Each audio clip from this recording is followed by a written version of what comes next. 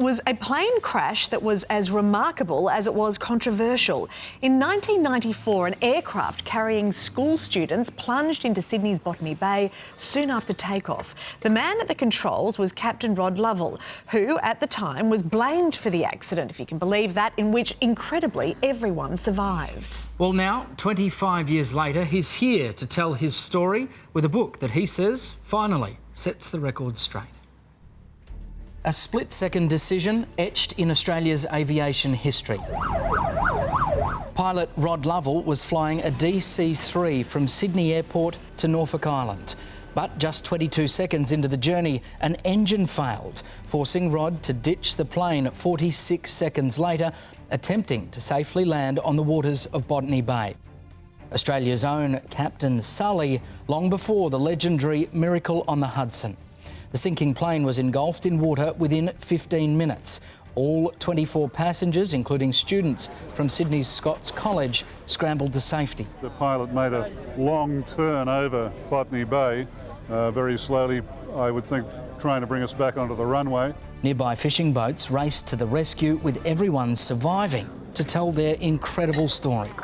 We just opened up the door and got life jackets on, just jumped in the water. Just a bit of shock. Just thought that all happened so quickly, like. Lucky. Yeah. Extremely. Yeah.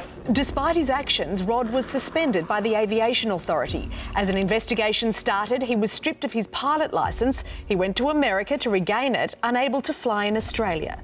Rod's fought a long battle to clear his name. It was years after the crash that evidence was uncovered to prove Rod's quick-thinking decision was the right one. Now he's speaking out on a quarter of a century of frustration and persecution.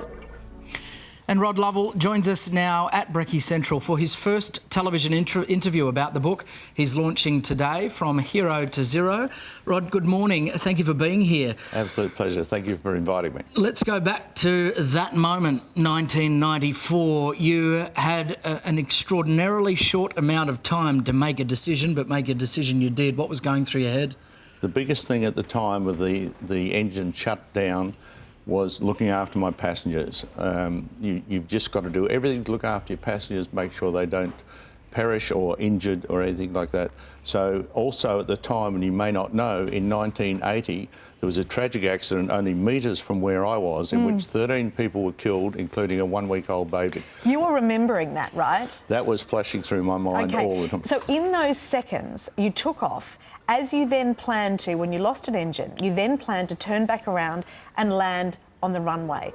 That wasn't possible. It wasn't possible because you're quite right in what you said. At the time the engine failed, I did intend for the aeroplane to continue flying and to come back in and land. Unfortunately, the system didn't go as planned. I found out later the right engine wasn't producing anywhere near the power. It was at about 30% power, is that right? No, it was down 30%, so about 70% power, correct. So that was no way in the world that was going to keep us in the air. So we had to think, or I had to think immediately, what was I going to do to save the passengers? And the biggest thing you do, you sacrifice the aeroplane to save the passengers, you really do. And my options were to land back on the runway that I'd just taken off from. That wasn't an option because I thought we may have slid over the edge. There's rocks there that would have sliced the fuel tanks open and would have been disastrous.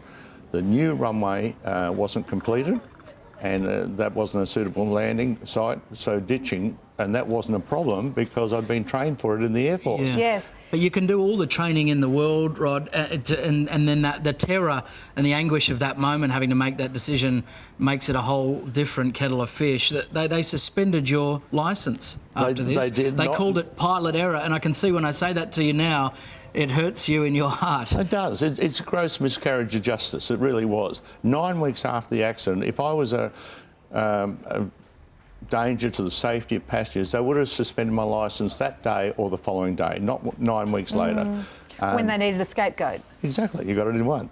They got it in one. Nothing was working out the way they wanted it to do, so pick on Rod. He doesn't have a union. He doesn't have anybody supporting him. He's just a charter pilot. You went overseas and you got your licence back, and so they had to actually reinstate it here in Australia. Now you've written the book From Hero to Zero. Of course, we all know the story of Sully in the United States, and now all Australians need to know about Captain Rod Lovell and what happened. They'll find out with your book. We'll put all the details on our website. That'd we really be nice. appreciate you coming in. It's a big deal to come in and do your first TV interview. It's a pleasure. Thank you very much. Although nothing in comparison to what you've been through. Thank you. Thank you. Thank you, Rod.